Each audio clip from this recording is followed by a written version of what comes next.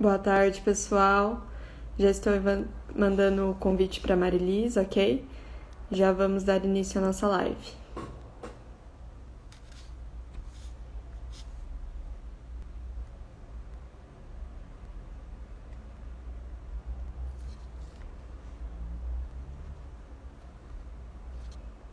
Boa tarde, pessoal.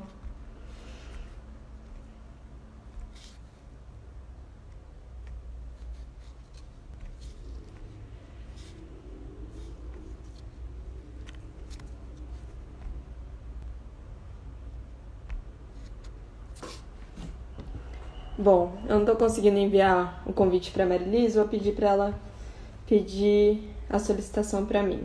Só um minutinho.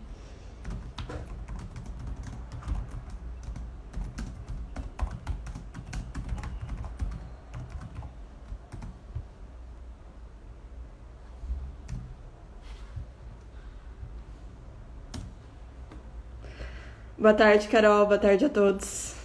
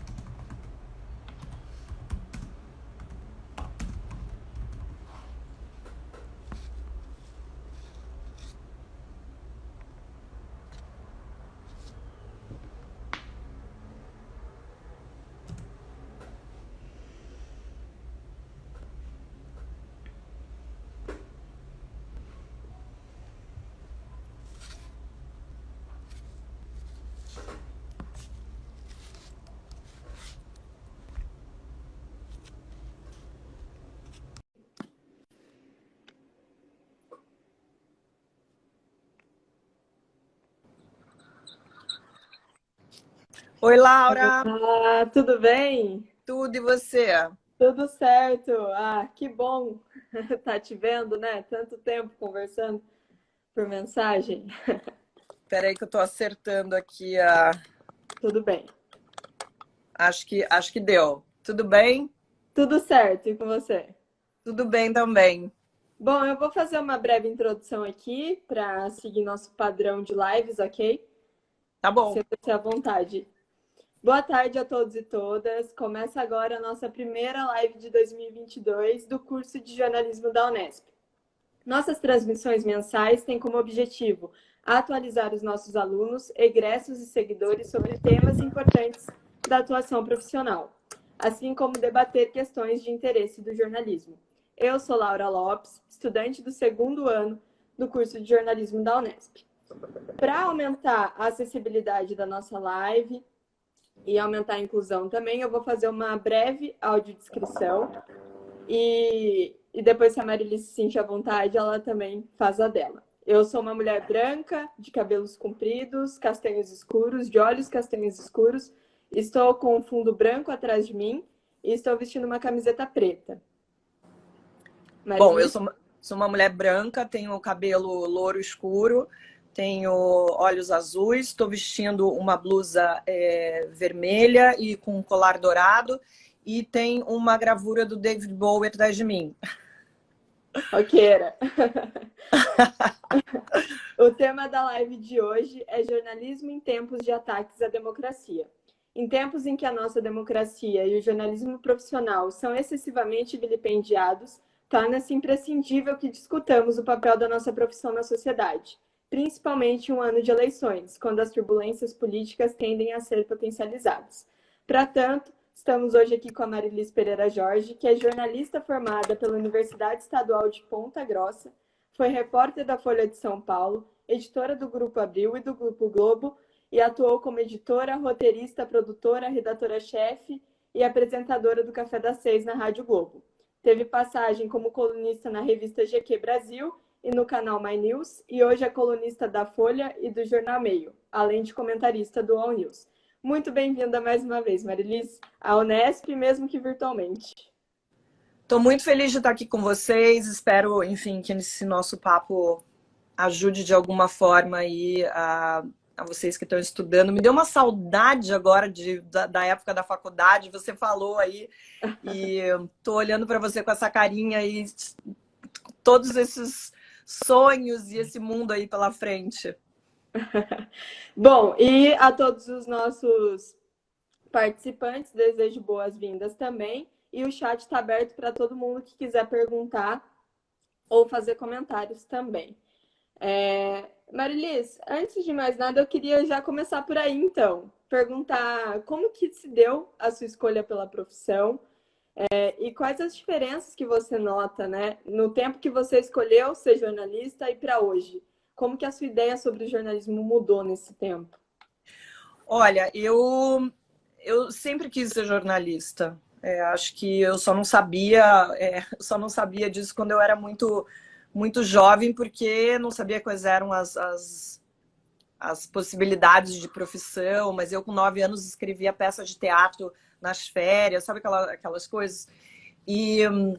Mas já na adolescência, até estimulada muito pelo meu pai e pela minha mãe, que sempre tiveram o hábito de leitura, então no final de semana sempre tinha a revista semanal, os jornais assinados, eu comecei a ler notícia muito jovem, então acho que por volta dos 13, 14 anos eu já sabia que eu queria ser jornalista.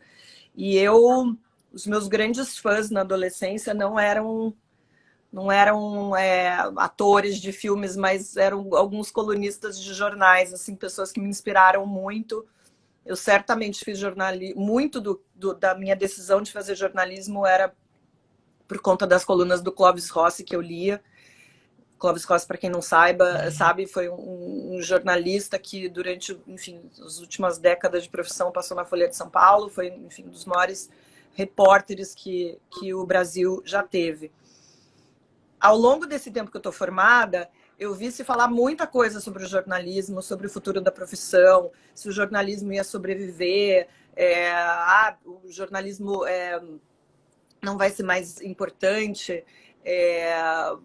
o jornal vai acabar, né? Assim, eu quando comecei a trabalhar na Folha de São Paulo em 99, a gente estava com um boom de internet aí, e tinha muito essa coisa, o jornal impresso vai terminar. Eu acho até que em algum momento vai terminar, mas a gente já está em 2022 e tá aí ainda firme e forte. Pode ser que dure mais 5 anos, pode ser que dure mais 10 anos, até porque o leitor vai mudando, então aquelas pessoas que tinham têm ainda o hábito de ler no papel, vão morrendo, né? A gente vai tendo uma renovação desse leitor. Eu mesmo sou uma pessoa hoje que sou totalmente digital. Eu leio tudo no celular, no computador.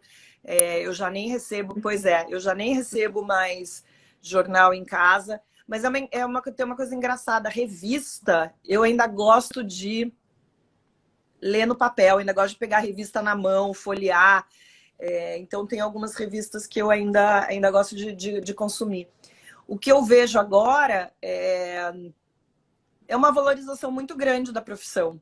Eu acho que nos últimos anos, isso não estou nem falando só em relação ao Brasil, não, estou falando em relação ao mundo.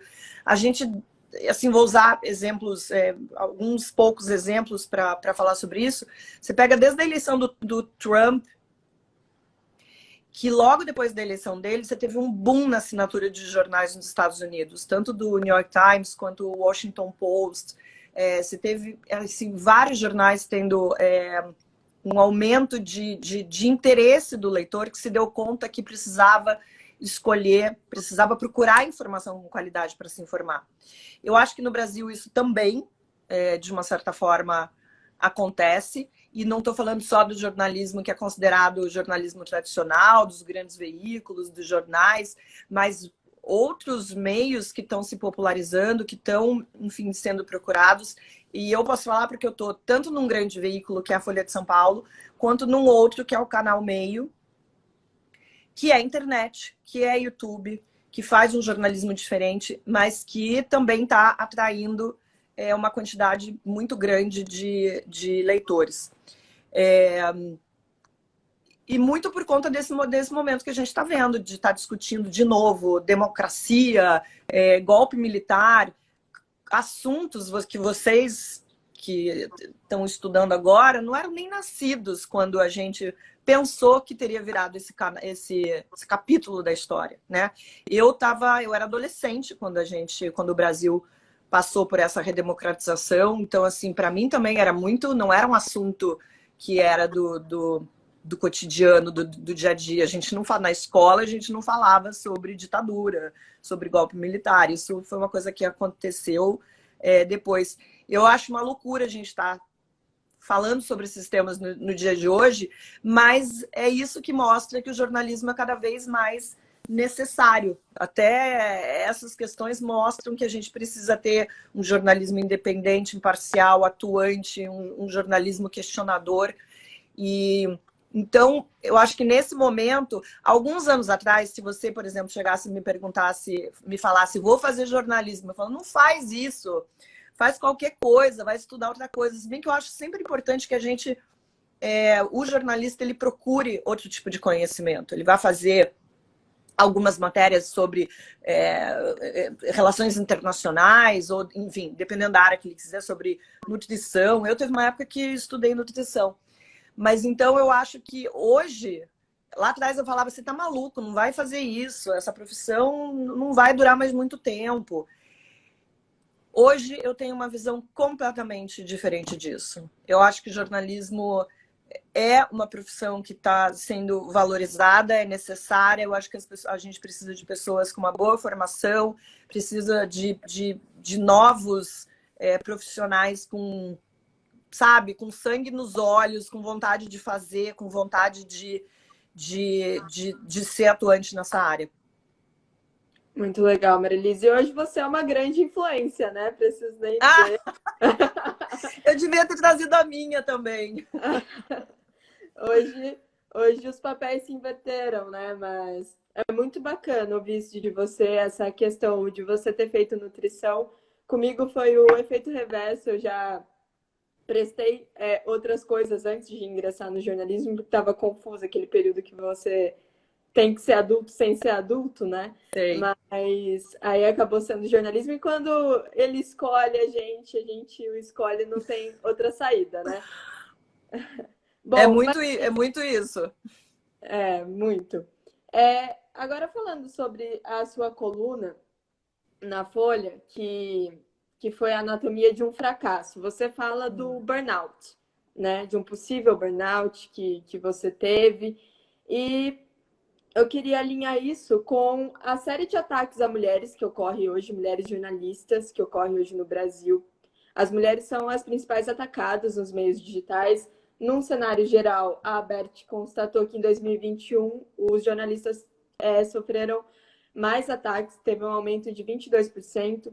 Como que você lida com a sua saúde mental estando nessa turbulência, né? Que é hoje o jornalismo político, você fazendo colunas, dando a sua opinião, que é diferente de trazer a informação num fato mais objetivo. Mas como que você lida com a sua saúde mental, que é um tema de extrema importância para nós também? Olha, eu acho que não serve nem só para mim. Eu vejo, né, tantas colegas que estão passando pela mesma coisa. Eu acho que a gente está aprendendo, na verdade, a lidar com isso. O trabalho hoje consome a gente meio que 24 horas por dia, e não porque eu estou acorrentada à empresa, não é isso. A gente está sendo bombardeado de notícia o tempo todo. O meu trabalho exige que eu esteja bem informada sobre tudo, e isso tem um preço, claro. Acompanhado com esses ataques que você mesmo falou, chega uma hora que a conta chega. Eu, desde antes da eleição de 2018, eu comecei a experimentar ataques cada vez piores, né? E eu falo que eu vi essa progressão desses ataques, que antes eram coisas muito orgânicas. Você via, começava um ataque aqui, vinha outro. Hoje não, hoje essas ações são muito coordenadas, já digo que são ações profissionais. Quando você vê, não é uma bola de neve que vai crescendo, quando você vê é uma avalanche. Eu não vou dizer para você que é fácil, não. Eu não me surpreendo mais com esses ataques, mas eu também não me acostumo. Eu acho inacreditável o comportamento das pessoas nas redes sociais, essa virulência desse momento que a gente está vivendo, que muito é estimulada por um governo que está aí. Como é que eu lido com isso? Lido mal porque eu deveria, na verdade, ter uma rotina mais saudável, de largar o celular, sabe, um tempo antes de dormir. Eu fico com o celular até o último segundo antes de fechar os olhos. Intensificar minhas atividades físicas, meus momentos de lazer, fazer coisas que realmente me façam desligar. Mas eu não sei se é porque é um ano de eleição, tá muito difícil. Eu, às vezes, vejo uma série na TV ali, que eu gosto muito de ver, mas tô sempre com o celular, tô sempre... Então, talvez eu não seja o modelo ideal. Eu não tenho a receita para cuidar de como a gente tem que cuidar, como os jornalistas hoje têm que cuidar da saúde mental. Mas eu não tenho a menor dúvida que a gente precisa, porque uma hora você vai pifar. Eu tive esse episódio, que eu ainda não sei exatamente o que aconteceu. Mas, assim, é o psiquiatra, é o psicólogo, é conversar, é falar sobre, é procurar, por exemplo, ter amparo da família, dos meus amigos. Eu acho que isso também faz dos meus colegas de trabalho. Toda vez que eu sofro um ataque, sabe, você ser amparada por colegas de trabalho, pela empresa para a qual você presta serviço, acho que tudo isso fortalece, não deixa que a gente desista. Sim, com certeza. Eu me identifico até com essa sua fala, porque ainda como estudante, a gente fica muito alerta o tempo todo, né? A gente quer descobrir o que está acontecendo, entender, para ao menos ficarmos preparados, né, para o momento futuro dentro da profissão. E isso é realmente a notificação chegando a todo momento, tudo chegando a todo momento, fica difícil mesmo de filtrar. Eu desliguei todas as notificações, Laura, não tem notificação. A única notificação que eu tenho é de WhatsApp, mas, por exemplo, agora eu estou aqui com vocês, eu desliguei. Mas eu não tenho notificação de Twitter ou de Instagram, não tenho notificação de nada, porque senão você não faz nada na vida. E mesmo assim, mas eu tenho a notificação da Folha, do New York Times, do WhatsApp, que, enfim, também acaba sendo uma fonte de informação. Sim, com certeza. Chegou uma pergunta aqui da Cris, e ela te pergunta: como vai ser para os jornalistas aguentar esse governo por mais 4 anos, caso seja reeleito? Eu não estou trabalhando com essa hipótese, não. Não, claro que tudo é possível, né? Se esse governo foi eleito em 2018, a gente sabe que numa eleição, a eleição só acaba quando sai o resultado da urna. Eu acho que vai ser ainda pior do que a gente está vivendo. Eu acho que o Bolsonaro já deixou muito claro muito clara essa índole golpista e antidemocrática e autoritária que ele tem. A gente tem visto episódios de corrosão da democracia, enfim, se não todos os dias, todas as semanas. Eu não tenho a menor ideia, eu não tenho a menor dúvida que ele tem um projeto de poder mesmo, autoritário. Então, eu acho que vai ser muito difícil para o jornalismo. Talvez a gente volte a viver... Talvez a gente volte a viver uma situação que ninguém mais imaginava que pudesse voltar a acontecer no Brasil. Agora, vou te falar, censura, eu estava até conversando agora há pouco com uma outra pessoa, censura é uma coisa que, de uma certa forma, a gente já está vivendo. Vocês devem ver, por exemplo, e eu acho legal isso, vocês como estudante, todos os dias nos jornais, isso no jornal impresso, nos telejornais, na TV Globo, na Globo News, você vê, por exemplo, uma notícia e no final da notícia diz que o Ministério da Saúde não respondeu à reportagem. O Ministério da Economia não respondeu à reportagem. O Palácio do Planalto não se manifestou em relação ao que as perguntas que a imprensa mandou. Isso já é uma forma de censura. O jornalismo não está perguntando, os jornalistas, os veículos de imprensa não estão questionando o governo porque querem saber. Estão questionando o governo fazendo um papel questionando para dar uma resposta para a população. Eu vou puxar um gancho, Marilis, da parte que você falou de a gente ser muito bombardeado com informação a todo momento. Essa questão também da censura que os ministérios fazem, os ministérios, a SECOM, tudo. Nós tivemos o aniversário da LAI, a Lei de Acesso à Informação. Você já usou bastante esse método para suas reportagens? Como que foi? Não, porque como eu não tô na cobertura diária, o meu trabalho, e assim, uma coisa que eu assim, quero que fique clara, eu não sou. Isso, tá travando de novo. Será que foi? Eu não sou uma colunista de política. Eu falo também sobre política, mas, por exemplo, quando eu comecei a assistir, é só sobre comportamento. Só que, enfim, eu gosto muito dessa frase assim, que viver é um ato político, né? Tudo acaba sendo política. Então, se eu vou falar sobre questões da mulher, se eu vou falar sobre questões da cidade, tudo isso acaba esbarrando um pouco na política. E acabou que eu comecei a falar sobre política, sobre eleição, e tanto que o meu histórico na Folha, ele é... Tô falando de colunista, né? Porque eu fui repórter lá no começo dos anos 2000, depois eu fui editora, mas né, tô como colunista há 8 anos. Eu fui colunista do Caderno de Esporte, para vocês terem uma ideia. Coisa que ninguém imagina, nem eu, quando recebi o convite, eu falei, não tem nada a ver comigo.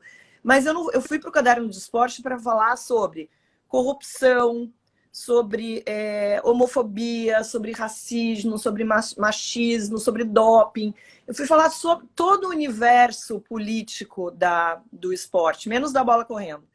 E eu fiquei 3 anos e meio lá. Eu achei que não ia durar 3 meses, fiquei 3 anos e meio falando sobre tudo isso, cobri Olimpíada, e um pouco antes da Copa do Mundo, eu fui para a página 2 da Folha de São Paulo, que é considerada a página mais nobre do jornal, para falar sobre qualquer coisa. Tanto que às vezes eu falo sobre outras coisas que não política. Então, eu acabei não usando muito da questão da lei, não acabei acessando info da lei, porque não cabe muito a mim o papel de apuração, mas de observação, de ver o que está acontecendo, dos personagens que estão protagonizando esses episódios da política no dia a dia e analisar dessa forma. Sim, entendi. Então você basicamente acaba usando o que os outros utilizam, né? Como colunista. Exatamente. Atualmente, eu acho. É muito bacana. É porque acho que não deu, né? Certo tempo que você foi repórter, Mas muito interessante saber que você Exatamente. foi Na época que eu fui repórter, eu cobria a área de saúde, qualidade de vida. Então, assim, as minhas fontes eram outras. Eu dificilmente falava com o governo, eu falava com muito médico, com hospital, com cientista, era diferente. Então, não cheguei a precisar usar isso, não.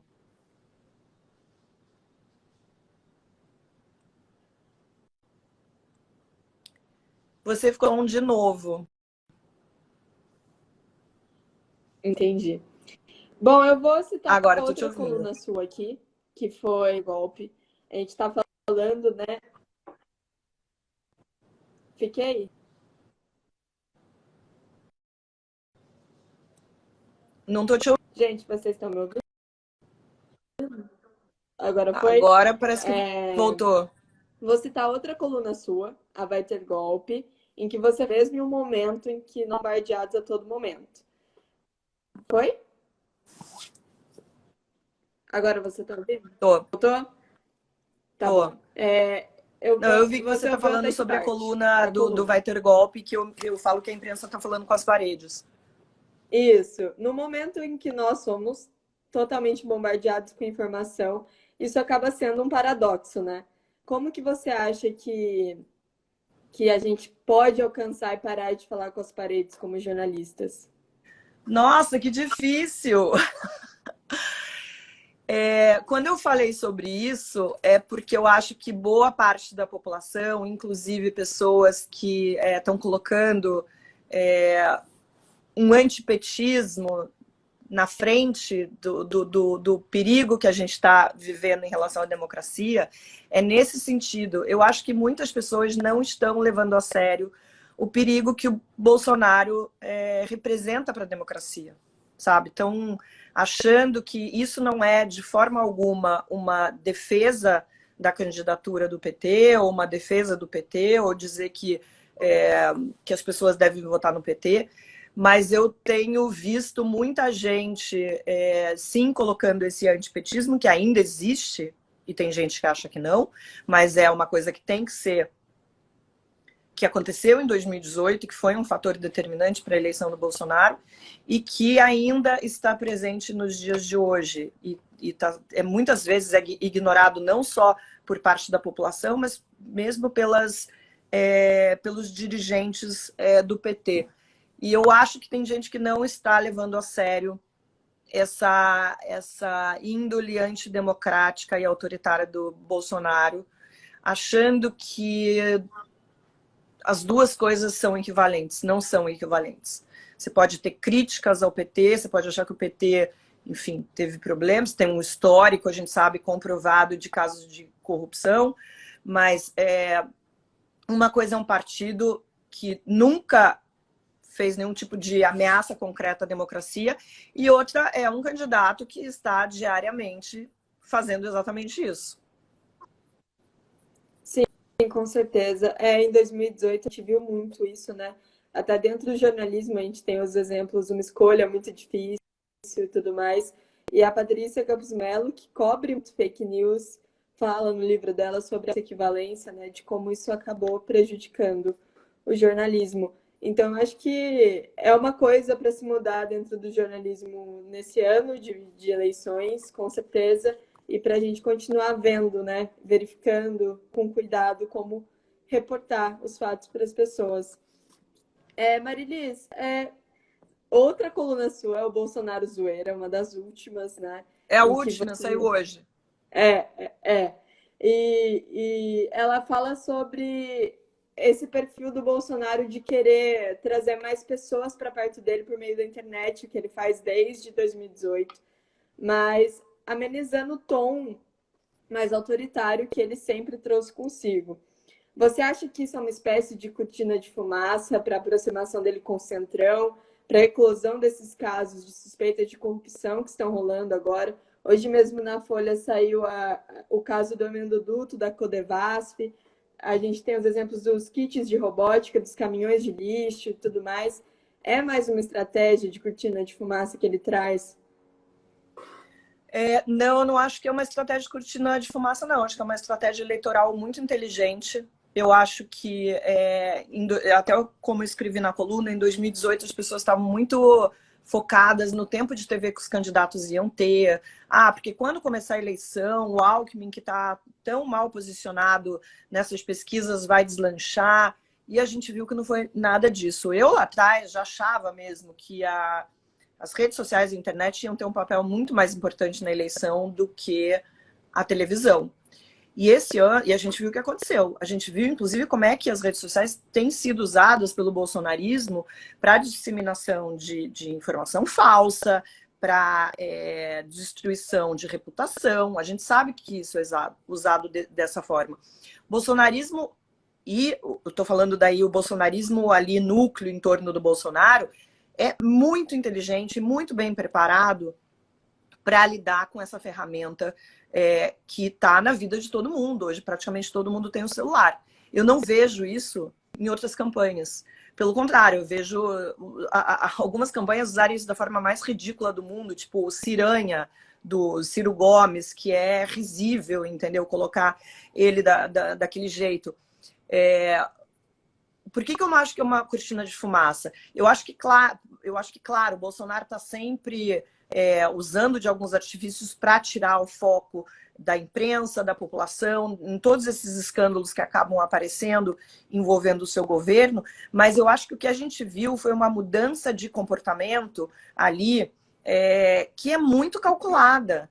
Ele assumir essa postura que eu até escrevi ali, que é o tiozão do Zap, gente boa, que faz piada, mas não aquelas piadas escrotas que ele normalmente faz, mas essa coisa usar, por exemplo, tweets de desafetos para se beneficiar, como ele fez no caso da Anitta, que até acabou bloqueando ele nas redes sociais. Mas esse exemplo que eu dei agora, de pegar uma foto que ele foi ridicularizado lá atrás, assistindo o pronunciamento do presidente Trump, que ele fez uma live disso, não sei se vocês lembram, durou vários minutos, ele fazendo uma live, assistindo um pronunciamento do Trump, e acabou sendo ridicularizado, aquilo virou meme e tal. Ele conseguiu dar uma virada de mesa, transformar esse meme numa arma de campanha. Então postou uma foto dele assistindo, era essa mesma foto, mas no telão era o Ciro e o Gregório do Vivier, que é humorista, para fazer críticas à esquerda. Você desarma os críticos dele quando ele desarma os críticos dele quando ele mesmo utiliza os memes que foram feitos contra ele usando isso a favor. Isso é muito inteligente. Eu não tenho visto outras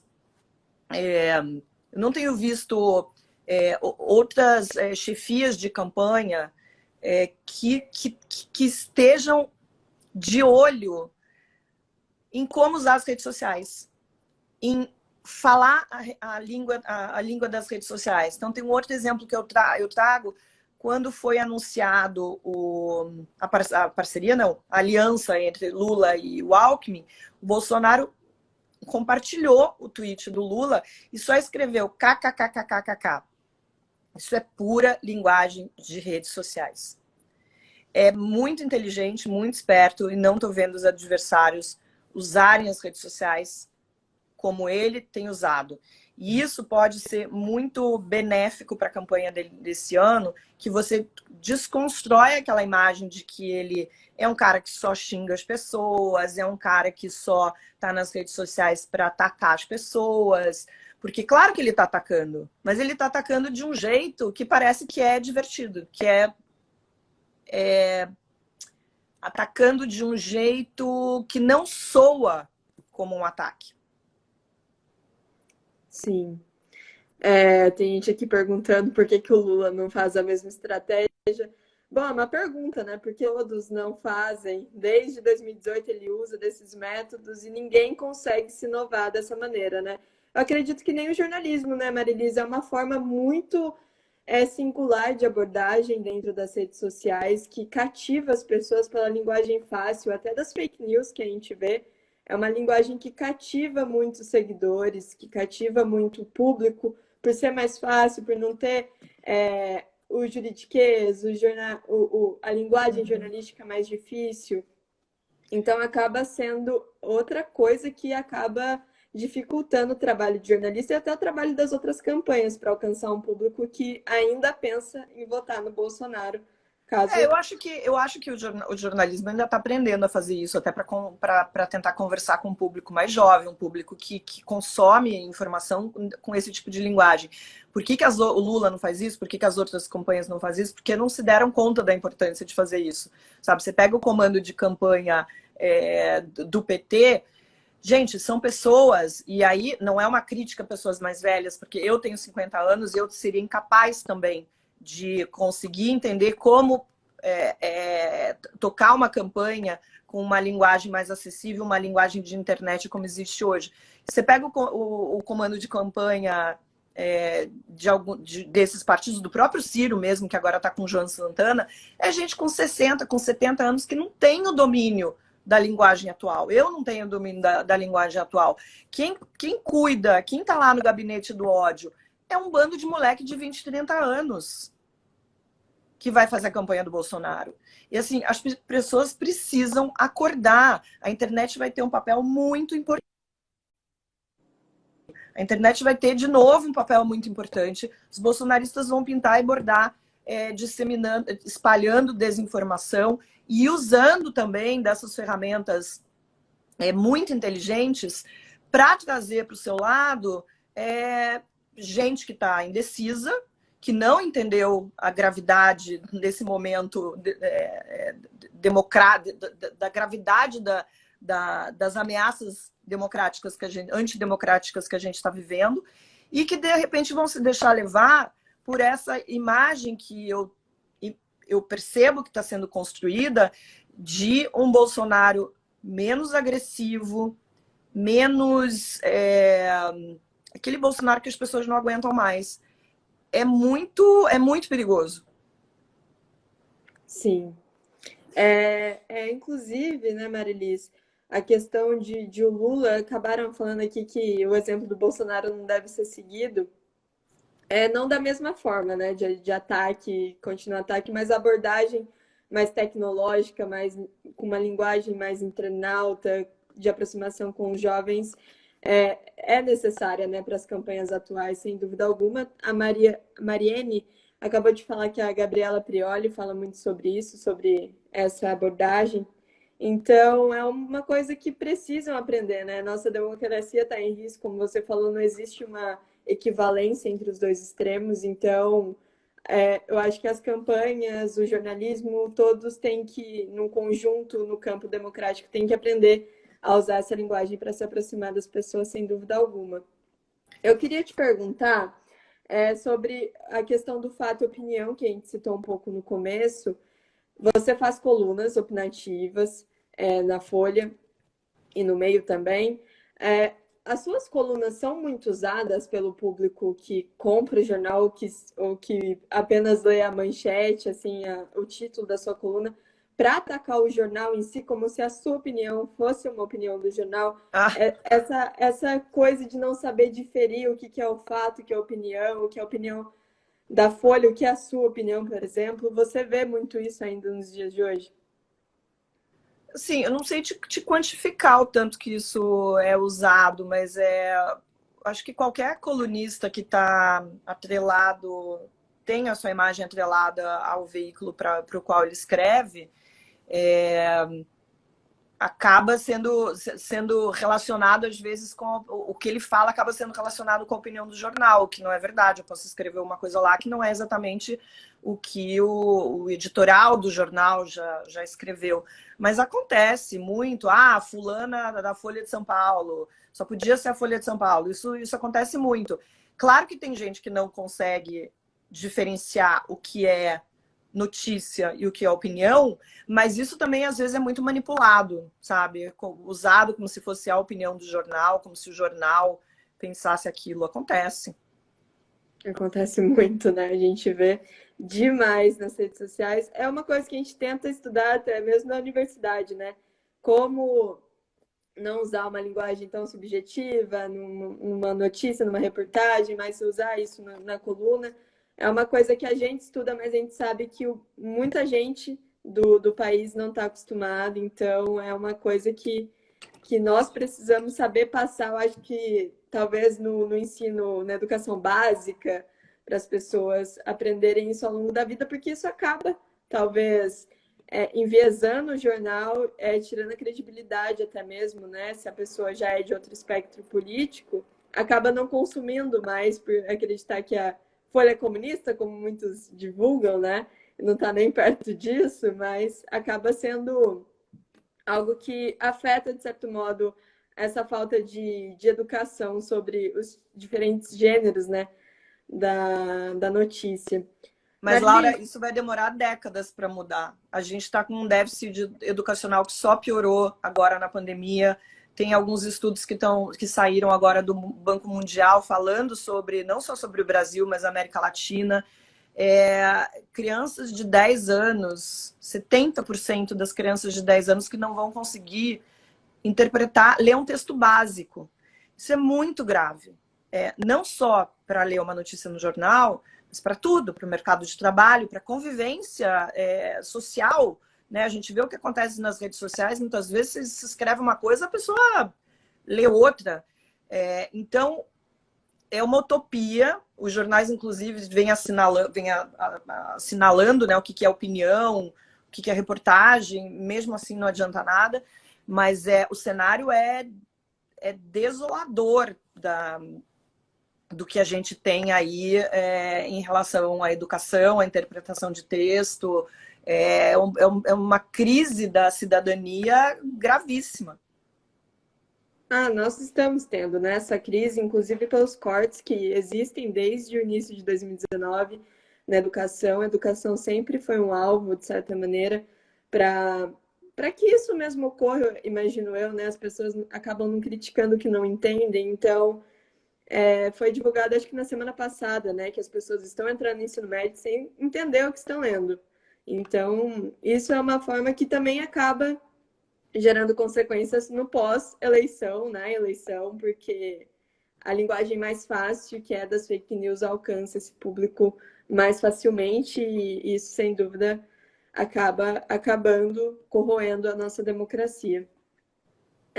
Marilis, eu queria te perguntar também sobre, ainda nessa questão das fake news, você enxerga alguma forma, mesmo que outro governo entre, você enxerga que isso pode, essa maré de fake news que os jornalistas enfrentam desde o Trump, desde 2013, há muito tempo, né? As fake news sempre existiram, a forma como se faz a fake news que mudou. Você acredita que outros governos que venham podem continuar se utilizando esse método contra a imprensa? Eu acho que não da mesma maneira, mas você acha que o Bolsonaro pode transmitir isso mesmo para outros campos políticos? Eu espero que não. Eu espero que não. Eu espero, na verdade, que a gente crie mecanismos. As plataformas de redes sociais, elas precisam ter mecanismos mais severos de controle. Não é possível, por exemplo, que a gente tenha tido... O Twitter criou um mecanismo agora no começo do ano, em janeiro, que você pode ir lá e fazer uma denúncia e dizer que aquela denúncia, por exemplo, é porque aquela informação é falsa ou porque contém informação sobre política ou sobre a Covid. Depois de quase 2 anos de Covid, a gente viu o que aconteceu em relação... tudo, em relação à contaminação, em relação à compra de vacina, fake news rolando para tudo que é lado, e o Twitter só criou esse mecanismo agora. Isso não significa que funcione, porque nem 10% das denúncias que são feitas ali no Twitter acabam sendo acatadas e os posts sejam derrubados.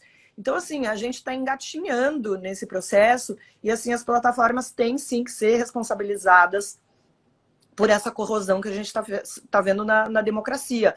O Facebook lá atrás já enfrentou isso nos Estados Unidos, mas o fato é que não dá para saber o tanto que agora... Por que você acha, por exemplo, que o Bolsonaro foi conversar com dirigentes do WhatsApp pedindo para que os grupos do WhatsApp pudessem ser maiores do que de 250 pessoas? Quem que precisa estar num grupo que tem 250 pessoas? A gente sabe o que acontece no Telegram. Até ontem, o Telegram não tinha pessoas responsáveis, enfim, responsáveis pelo funcionamento da plataforma no Brasil. É inacreditável que isso fique rolando sem uma regulamentação maior. E não significa censura. Significa, assim, as próprias plataformas têm que ter uma espécie de filtro, porque não é difícil você saber o que é verdade, o que é mentira. É difícil para quem está consumindo. Para quem está consumindo, a tia Neide, o tiozão do Zap, que eu brinco, que só consome aquilo, ela acaba entrando num buraco do qual ela não sai mais. Ela vive num universo completamente paralelo do que a gente vive. Isso não pode continuar assim. Mas eu não estou muito respondendo a tua pergunta. Eu não sei. Claro que qualquer partido político, qualquer ideologia pode usar informação falsa em benefício próprio. Eu espero que isso não aconteça, mas assim, a gente de verdade não sabe ainda qual o impacto que as notícias falsas vão ter esse ano da eleição. Na outra eleição a gente já viu o que aconteceu. Sim, sim. Eu vou só dar um recado aqui para a galera, para quem quiser mandar alguma pergunta, algum comentário. Nós temos 3 ainda, aí eu vou fazer mais umas 2 perguntas. Se ninguém tiver mais nada, a gente encerra.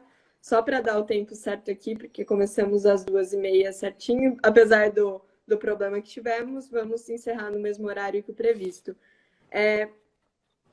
Falando sobre a Covid agora, Marilis, nós tivemos muitas coisas durante esse período de pandemia que ainda não acabou, mas nós tivemos a CPI, que ganhou muita repercussão no momento em que acontecia, mas hoje já é basicamente esquecida. Ninguém mais fala da CPI da pandemia, ninguém mais fala da questão da Covaxin, da questão daquelas compras suspeitas de vacinas para desvio de dinheiro, desvio de verba e tudo mais. Você acha que o jornalismo tem esse papel de ficar lembrando no ano eleitoral o que aconteceu na trajetória desses 4 anos? Ou você acha que isso acaba gerando uma cultura muito direta de rivalidade com o governo que está ali? Não, eu acho que é essencial que isso seja falado.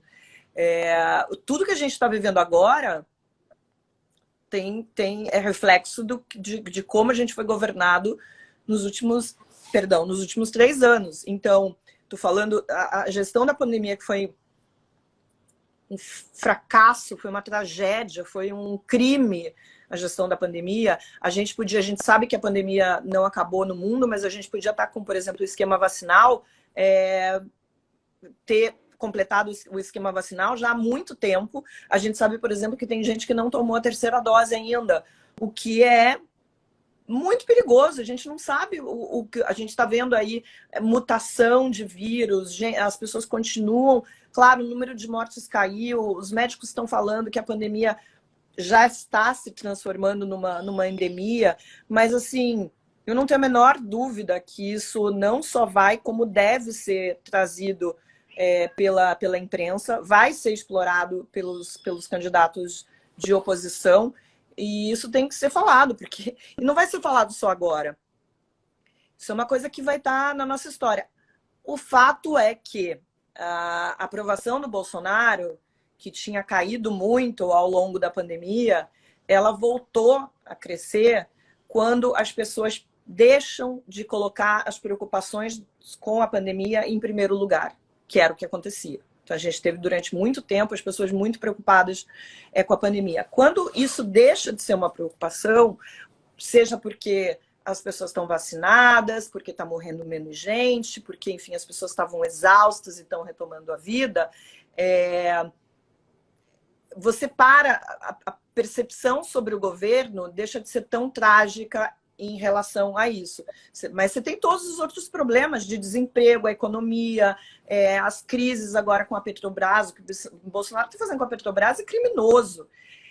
Então, tudo isso vai ser, não é explorado, mas vai ser trazido pela imprensa nos debates, vai ser colocado em matérias, vai estar nas redes sociais, e os candidatos, claro, vão falar sobre isso também. Eu falo dessa questão de bater de frente com o Bolsonaro, porque é o que eu vejo muitas pessoas falando, né?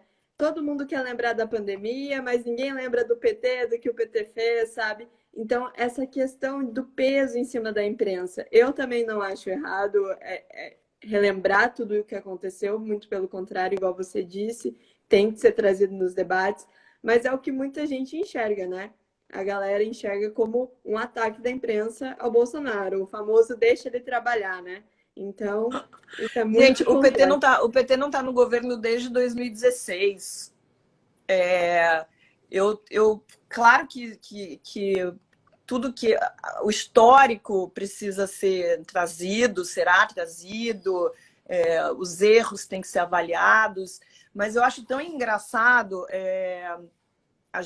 O PT está fora do governo, desde 2016, há quanto tempo? Não são 6 anos já, está fora do governo, e todas as tragédias que o Brasil ainda vive, tem gente que quer colocar na conta de um governo de um partido que não está mais no governo. A gente teve quase 2 anos de Michel Temer, aí, que inclusive fez um bom governo, apesar de toda aquela transição com impeachment, que não deveria ter acontecido, fez um bom governo, entregou o Brasil para o Bolsonaro de uma forma que ele teria muitas condições ali para... A gente tinha índices muito bons na época que o Bolsonaro assumiu o governo. Então, assim, a conta de tudo que está acontecendo, do que estamos vivendo, de desemprego, a tragédia das mortes pela Covid, a economia desse jeito, a imagem internacional que a gente tem, que é horrível hoje em dia,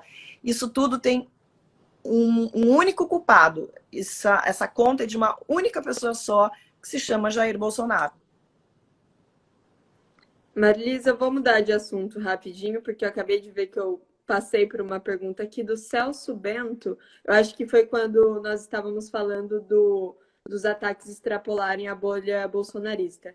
Ele pergunta: com o episódio de ameaça de estupro e morte da militante de esquerda Vita Von Hunt pela militância petista, será que esse fenômeno já não extrapolou a bolha bolsonarista? Mas olha, faz muito tempo. Não foi só esse episódio, não. Assim, esses dias mesmo eu fui...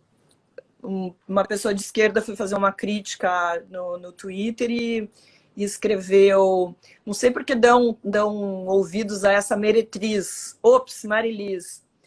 Claro que não foi uma ameaça de estupro, mas mostra exatamente que as mesmas armas bolsonaristas, que é criticar a mulher pela imagem, pela idade, pela orientação sexual, isso tudo já vem sendo usado, enfim, pelo espectro político todo. Não vou nem dizer que é só pela esquerda. Eu já fui atacada por esse arco-íris inteiro do que a gente tem na política. O que aconteceu com a Rita Von Hunt só deixou mais explícito que tem uma parcela, e eu não estou falando de toda a militância, tem uma parcela da militância petista que é muito violenta, que é muito raivosa, que usa desse mesmo tipo de arma. Ah, você está fazendo um paralelo, é uma falsa simetria. Não, não é uma falsa simetria, é uma coisa que de fato acontece.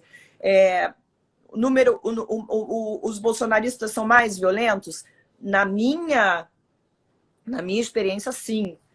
Eu só fui ameaçada de morte, de estupro, de tudo que vocês podem imaginar pelos bolsonaristas. Mas eu já fui atacada com violência, e não é só no passado, isso tem uma coisa que tem acontecido, inclusive agora, também pela esquerda.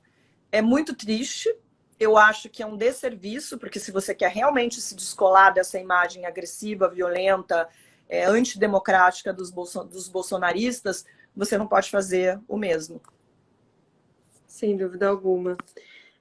Marilis, eu queria pedir para você deixar, por final, uma mensagem aos nossos jornalistas de informação, alguma dica, alguma mensagem que você queira deixar para nós que estamos aí nessa caminhada que é árdua, mas com certeza leva a algum lugar que nos beneficia a todos. Então, eu queria te fazer esse pedido.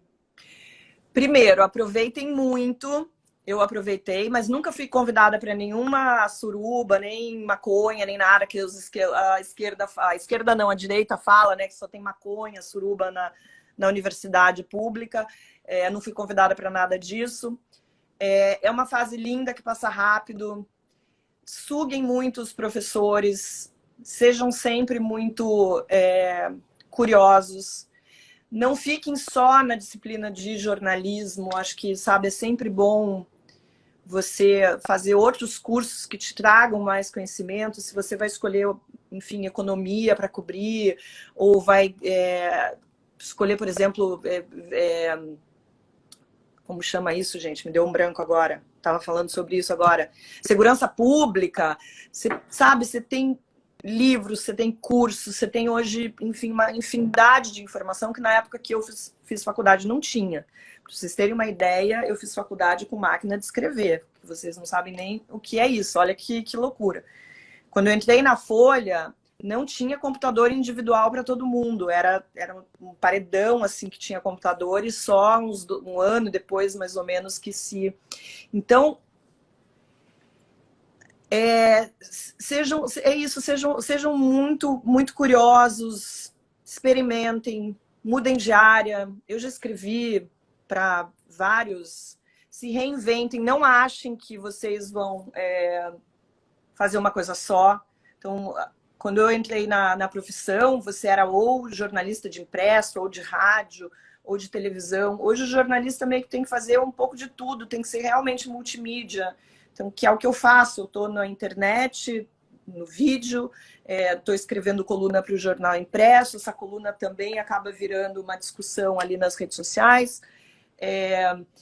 Mas, diferentemente do que eu pensava há uns anos, que eu achava que a profissão estava desvalorizada, que não valeria a pena, eu acho que ainda é uma profissão linda, necessária.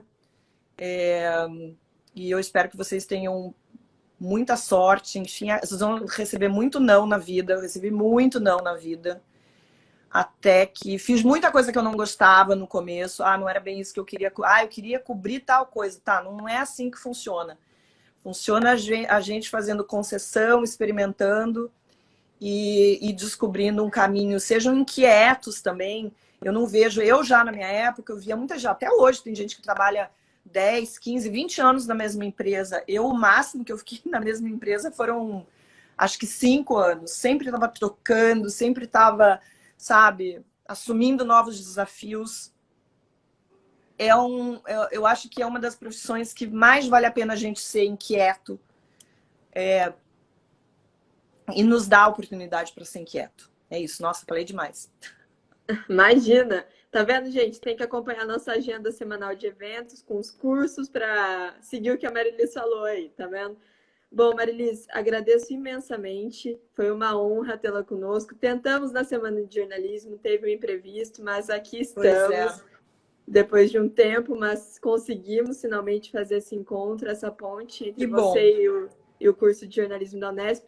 Em nome do curso da FAAC, da Unesp como um todo, eu te agradeço a todos os telespectadores e vou pedir para que acompanhe a Marilis nas redes sociais, acompanhe o Jornalismo Unesp também nas redes sociais e que acompanhe a nossa próxima live mensal aqui no mesmo perfil. Muito obrigada, Marilis, foi uma honra e boa tarde a todos. Obrigada a você, um beijo para todo mundo e é isso, acompanhem aí os eventos que vocês estão promovendo e me acompanhem também nas redes sociais. Um beijo. É isso. Grande beijo.